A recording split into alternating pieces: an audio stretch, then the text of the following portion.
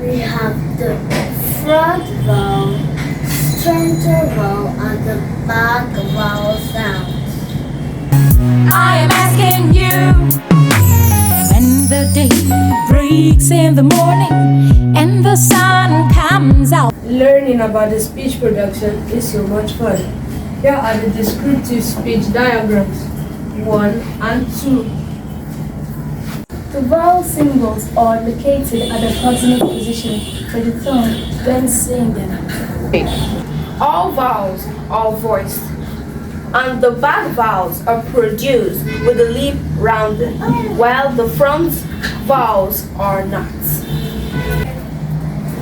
Who would know the art of art must learn at and then take his speech. The diagram shows the front vowels.